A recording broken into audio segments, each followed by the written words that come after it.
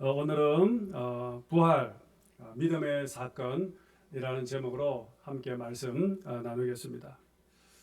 인도의 성자로 불려지는 선다싱이 영국을 방문한 적이 있었습니다. 그때 어떤 한 사람이 선다싱에게 질문을 했습니다. 당신은 왜 인도의 오랜 전통 종교인 힌두교를 버리고 그리고 예수 그리스도를 믿게 되었습니까? 라고 질문을 하자 선다싱은 조금도 망설이지 않고 바로 대답했습니다.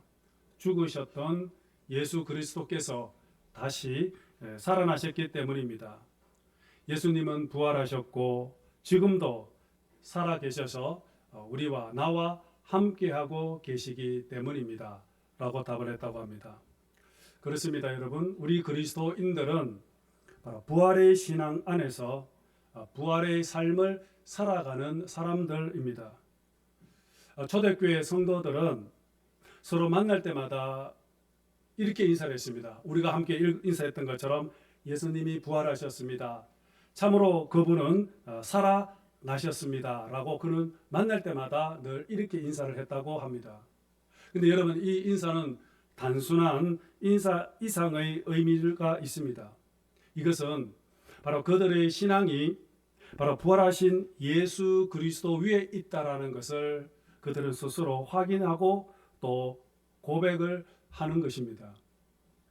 그렇다면 예수님이 부활하셨다라는 이 말은 과연 어떤 뜻일까요?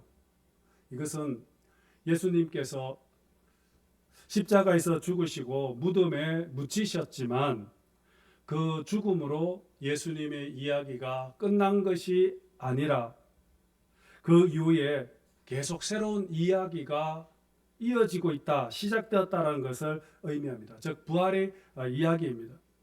여러분, 부활은 선포입니다. 죽음이 인생의 끝이 아니라 바로 새로운 시작이다라는 것을 선언하는 것입니다. 그래서 하나님은 이 부활 사건을 통해서 우리에게 말씀합니다. 지금 네가 서 있는 이 현실이 결코 끝이 아니다. 이 현실 너머에 너의 눈에 보이지 않는 영원한 세계가 있다라는 것을 바로 이 부활을 통해서 우리에게 알려주고 있습니다. 바로 이 사실을 우리에게 증거하고 선포해 주는 것이 바로 예수 그리스도의 부활입니다. 수많은 믿음의 선배들이 예수 그리스도를 믿는 믿음 때문에 의로운 고난을 많이 받았습니다. 심지어는 어떤 사람들은 목숨까지 잃어야만 했습니다. 그러나 그들은 죽음을 두려워하지 않았습니다. 그들은 오히려 이 죽음을 넉넉히 이기고 담대하게 끝까지 그들은 믿음의 길을 계속해서 걸어갔습니다. 그렇다면 여러분, 어떻게 해서 그들이 이 고난과 이 죽음조차 두려워하지 않을 수 있었을까요? 그 용기와 담대함은 여러분 어디에서 나온 것일까요? 바로 그 힘은 바로 부활 신앙에 있었던 것이었습니다. 여러분, 부활 신앙은 내가 죽음 앞에서도 담대할 수 있습니다. 왜냐하면 우리는 다시 살아날 것을 믿기 때문입니다. 우리는 이 땅에서의 삶이 끝이 아니라 하나님의 나라에서 영원히 살 것을 믿기 때문에 죽음 앞에서도 평안을 잃지 않을 수 있었던 것이었습니다.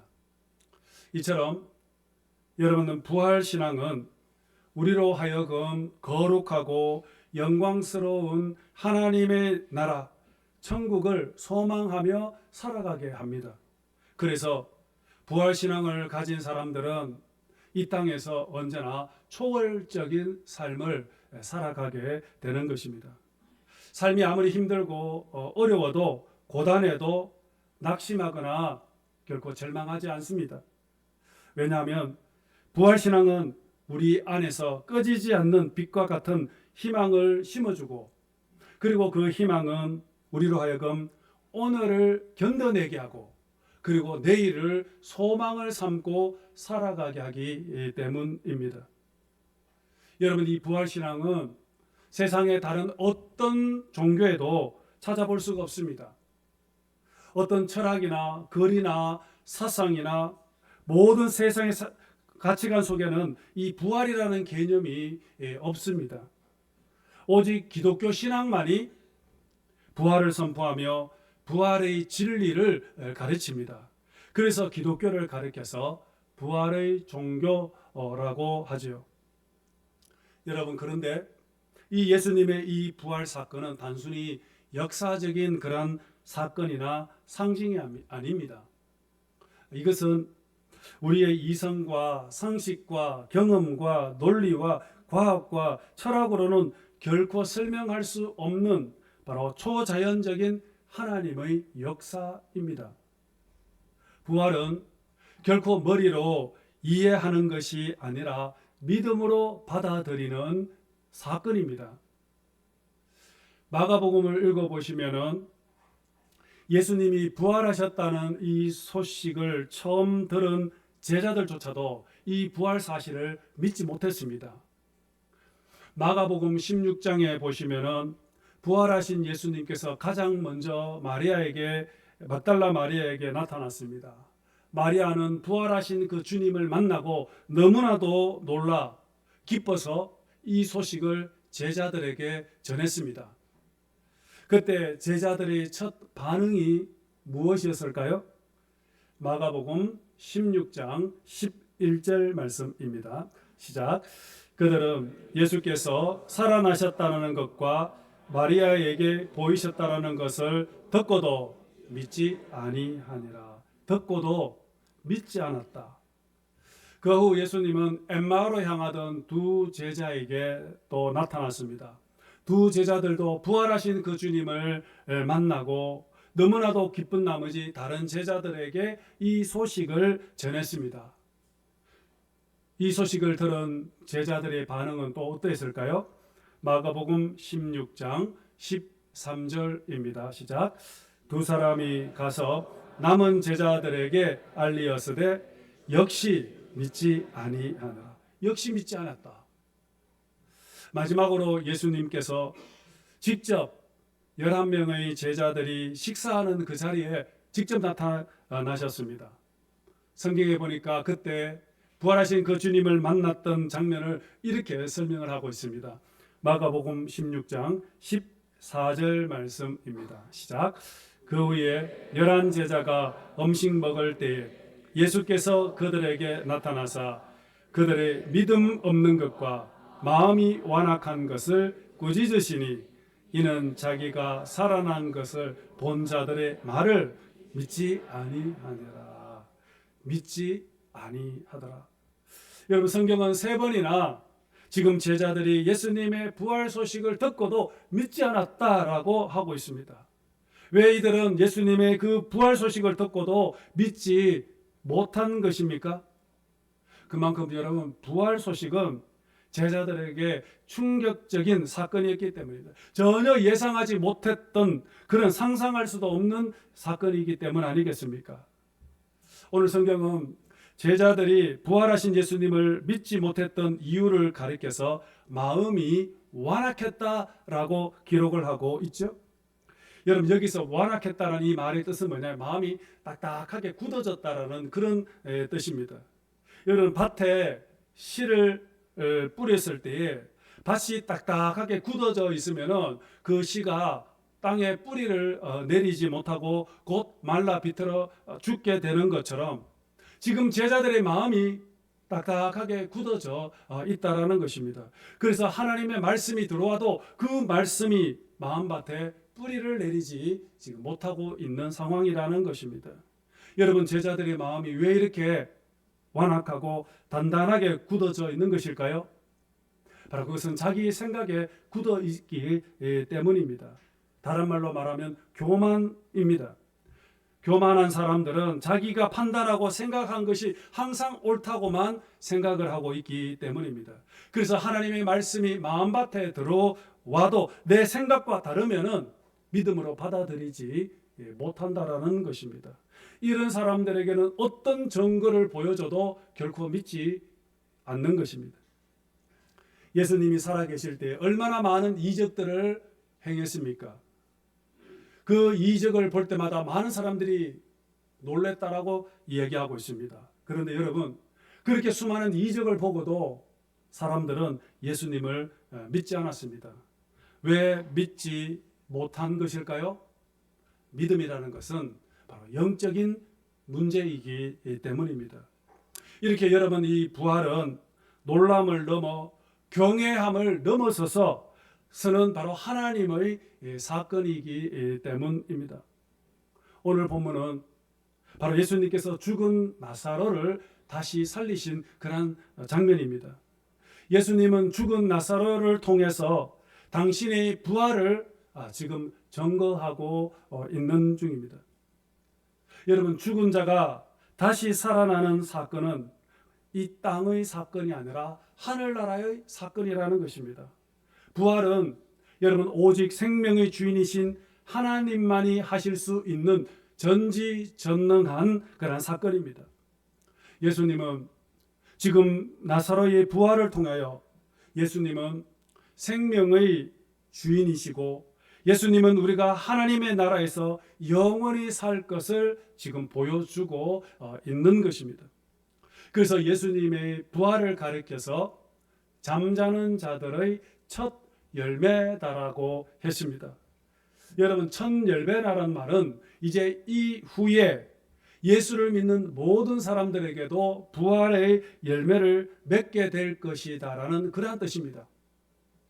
아담 한 사람 때문에 이 땅에 사망과 죽음, 심판이 이 땅에 들어왔습니다. 그러나 예수님께서 다시 부활하심으로 말미암아 이제 우리 모두에게, 예수를 믿는 모든 사람들에게 생명이 이르게 되었다라는 것입니다. 예수님의 부활이 우리에게 중요한 이유는 바로 그 부활로 말미암아 이제 우리들도 다시 부활할 것이기 때문입니다. 그래서 예수님을 가리켜서 부활의 첫 열매다라고 했습니다. 오늘 본문에서는 요한복음 11장 25절에서 예수님은 이렇게 정언을 했습니다. 함께 보십시다. 시작. 예수께서 이르시되 나는 부활이요 생명이니 나를 믿는 자는 죽어도 살겠고 무릇 살아서 나를 믿는 자는 영원히 죽지 아니하리니 이것을 네가 믿느냐. 아멘. 예수님은 스스로 나는 부활이요 생명이다라고 했습니다. 부활이요 생명. 여러분, 이 말씀 속에 중요한 의미가 담겨 있습니다. 그래서 주님께서 말씀하신 부활이요 생명의 의미가 여러분 무엇일까요? 바로 첫 번째, 예수님이 부활이다 라고는 말씀은 바로 예수님을 믿는 자에게는 영원한 죽음이 없다라는 그런 뜻을 가지고 있습니다. 여러분, 우리는 병이 들고 죽게 됩니다. 병들고 죽는 것은 우리 인간들의 문제이지 예수님의 문제는 아닙니다. 예수님은 바로 생명의 창조자, 생명의 주님이십니다. 예수님에게는 결코 죽음이 없습니다. 예수님은 죄로 범한 우리 인간들을 다시 살리기 위해서 희생 제물이 되셔서 십자가에서 죽었을 뿐이지 예수님은 다시 살아나셨습니다. 그래서 죽음은 결코 예수님을 이길 수가 없었습니다. 예수님에게는 오직 생명만 있을 뿐입니다. 그리고 두 번째, 예수님이 생명이다라는 이 말씀은 예수님을 믿는 자에게는 영원한 생명이 있다라는 것을 뜻하고 있습니다. 여러분, 죽음이 무엇일까요? 죽음이라는 것은 바로 이 세상과 단절되는 것을 말하고 있습니다. 또한 죽음은 동시에 하나님과의 관계가 단절되어진 것을 의미합니다. 그런데 여러분, 우리 그리스도인들은 어떤 사람입니까? 하나님과 깊은 영적 교제를 누리며 살아가는 사람 아닙니까? 하나님과 올바른 관계를 맺으면서 살아가는 사람에게는 죽음이 있을 수가 없습니다. 우리 그리스도인들에게는 오직 생명밖에 없습니다. 우리 그리스도인들에게는 육체의 죽음은 있을 수 있으나 영원한 죽음은 없습니다. 왜 그렇습니까? 바로 그 사람에게는 주님의 생명인 영원한 생명이 있기 때문입니다. 여러분, 이것은 마치 빛이 비추면 어둠이 사라지는 것처럼 죽음도 생명 앞에 결코 이길 수가 없습니다. 그래서 예수님은 나를 믿는 자는 죽어도 살겠고 살아서 나를 믿는 자는 영원히 죽지 아니하리라 말씀하셨던 것입니다. 세 번째, 이 말씀의 의미는 예수님만이 유일한 부활이심을 지금 의미하고 있습니다. 예수님은 공생의 기간 동안에 3명의 사람을 다시 살렸습니다. 나이성 과부의 아들, 그리고 회당장 야이로의 딸, 그리고 오늘 나사로. 여러분, 이들은 모두 다 죽은 자들입니다. 하지만 예수님은 이들을 통해서 죽음에서 다시 살아나게 하셨습니다. 하지만 성경은 이들을 가리켜서 부활했다라고 말하지 않습니다. 왜 이들에게 부활이란 말을 사용하지 않습니까? 왜냐하면 이 세 사람도 언젠가는 다시 죽음을 경험하기 때문에, 그리고 그들도 역시 또 죽음을 경험했기 때문입니다. 오직 예수님만 부활하셨습니다. 여러분, 우리가 그리스도 안에 있으면 언제나 이렇게 생명을 얻고, 또 우리는 그리스도 안에서 늘 소망을 가지고, 우리는 예수 그리스도 안에 있다면 우리는 언제나 새롭게 시작할 수 있습니다. 예수님은 생명이요, 소망이요, 부활이요, 또한 이 부활은 새롭게 시작을 하는 것을 말하고 있습니다. 그러므로 여러분, 부활에는 절망이 없습니다. 죽음이 두렵지가 않습니다. 우리가 날마다 이 부활 신앙을 가지고 있다면, 우리는 날마다 이 부활 신앙은 우리에게 힘과 능력을 우리에게 허락해 주시는 것입니다. 미국에서 남북 전쟁이 일어날 때였습니다. 로버트 로리라는 목사님이 계셨는데, 이분은 전쟁으로 많은 사람들이 죽어가는 것을 보면서, 그래서 죽은 자들을 위해서 장례를 치르기 위해 전쟁터로 갔습니다. 전쟁터로 가보니 거기에는 수많은 시체들이 산더미처럼 쌓여 있고, 그 시체들 사이에서 극심한 고통을 겪고 신음하는 사람들이 보였습니다. 그래서 로리 목사는 이렇게 순간 죽은 사람을 위해서 장례 치르는 것이 아니라 저 부상당한 사람들을 구조하는 것이 더 중요하겠다 싶어서 그때부터 부상자를 돕기 시작을 했습니다. 로리 목사는 부상자들을 옮기면서 또 응급 처치를 하다가 그 역시 과로로 쓰러지게 됩니다. 그는 시체들 사이에서 쓰러져서, 로리 목사도 시체들 사이에서 쓰러져서 점점 이제 기력이 잃어가고 있었습니다.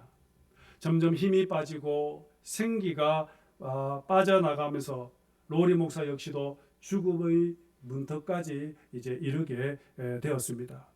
그때 로리 목사는 하나님께 기도를 했습니다. 하나님, 저를 구원해 주십시오.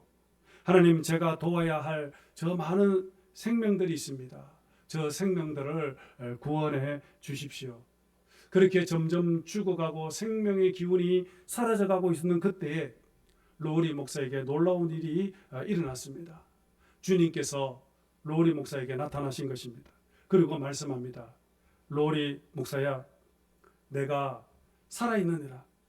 내가 어둠과 죽음을 이기고 살아났느니라. 내가 지금 너와 함께하고 있느니라. 이렇게 세밀한 주님의 음성을 듣는 로리 목사는 순간 놀라운 부활의 능력이 나타나게 됐습니다. 방전되어진 그의 영혼 속에 새로운 에너지와 힘과 용기가 생기기 시작을 했습니다. 그를 감싸고 있던 죽음의 기운이 사라지고 부활하신 주님의 생명이 그를 감싸기 시작을 한 것입니다. 그리고 로리 목사는 정신이 돌아오기 시작을 했습니다. 그리고 또 힘이 생기기 시작을 했습니다. 그리고 그때 로리 목사는 자리에서 일어나 시를 쓰기 시작했습니다. 바로 그 시는 부활하신 주님을 만난 감격을 시로 쓰기 시작했습니다. 그리고 그 시에다 곡을 붙였는데 그 곡이 이렇습니다. 무덤에 머물러 예수 내 구주. 새벽 기다렸네 예수 내 주. 원수를 다 이기고 무덤에서 살아나셨네. 어둠을 이기시고 나와서 성도 함께 길이 다스리시네. 사셨네 사셨네 예수 다시 사셨네. 여러분, 이 곡이 바로 찬송가 160장입니다. 무덤에 머물러. 여러분, 우리도 함께 다시 한번 찬양 한번 해봅시다.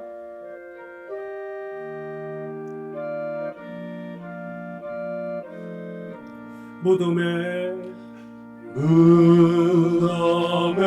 머물러 예수 내 구주.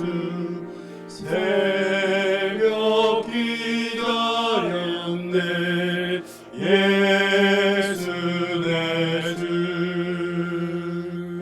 원수를 다 이기고 무덤에서 살아나셨네. 어두움을 이기시고 나와서 성도 함께 길이 다스리시네. 사셨네 사셨네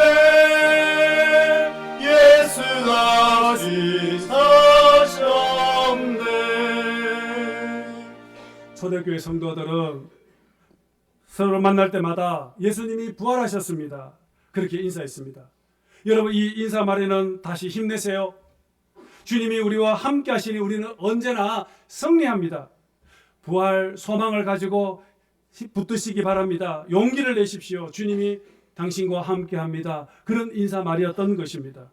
여러분, 예수님이 다시 사셨다라는 이 부활 신앙은 죽을 것만 같은 이 절망스러운 상황 속에서 나를 다시 살아나게 합니다. 무기력한 내 삶에 새로운 힘을 불어넣어 주시고 목표를 잃어 방향을 잃어 방황하는 내 인생에게 다시 힘차게 일어나 앞으로 나아갈 수 있는 힘과 능력을 주십니다.